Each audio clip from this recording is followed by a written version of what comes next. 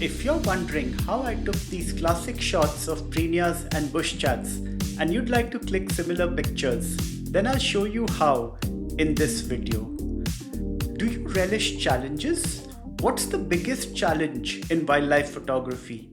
Clicking pictures of larger mammals like tigers and elephants or even larger birds is already quite challenging, but the biggest challenge is clicking small birds like prenias and bush chats. Small birds are the ultimate challenge for a wildlife photographer, and they're also my greatest passion. The plain prenia is a widespread bird species found in various parts of Asia, including India, Sri Lanka, Bangladesh, and parts of Southeast Asia. They don't boast of any mesmerizing colors or unusual behavior, and that's why few people choose to observe and photograph them. But they are fascinating creatures, and they'll help you to become a better wildlife photographer because of the challenges involved in photographing them. This is a magical winter morning scene where the sun, closer to the level of the horizon, illuminates these little prenias from behind. So when you're taking their pictures, the sun is in front of your camera. This creates a beautiful rim light around the edges of the bird. As a photographer, clicking pictures of prenias and other dinky birds requires a sharp eye and nimble reflexes, which means you need to keep up with them through your camera's viewfinder. In this situation, relying on a tripod or monopod can be ineffective, as you'll need to move swiftly and remain agile. Using a long lens that's comfortable to handhold will help you to fill a larger part of the frame with a bird.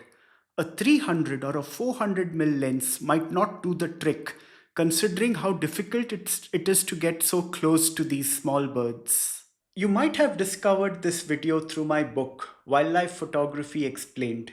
In my book, I take you through different camera settings to click super sharp pictures like the ones you see in this video. My primary intention is always to create large prints of my pictures, and for this reason, I'm hesitant to increase my ISO beyond 400 to avoid digital noise. My cameras click good pictures even at 800 ISO, but I find that the color reproduction is always better at lower ISO values. With an ISO of 400 and aperture of 5.6, which is the widest setting on my lens, the shutter speed turned out to be 1/500th of a second. I'm always clicking pictures in the manual mode so that I don't leave any creative decisions to the camera. That way, I can avoid unpleasant surprises such as blurry pictures due to camera shake or motion blur when the subject is moving too quickly. Now let's look at some chats. This was at Kumbhargaon, a fishing village that's about 5 hours from Mumbai. Kumbhargaon had some unexpected rains one December. As a result of the rains, some fresh foliage began to sprout.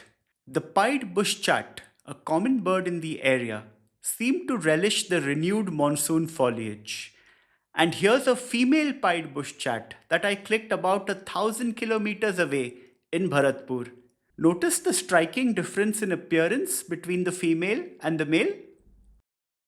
Bush chats fly around looking for insects to eat. After their flight, they sit on a twig to look for more food before flying again. Interestingly enough, birds like bush chats and bee eaters often return to the same twig over and over again.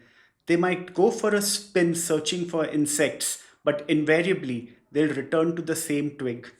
So by trying to approach them slowly when they are distracted, you can get pretty close to them and click some incredible pictures.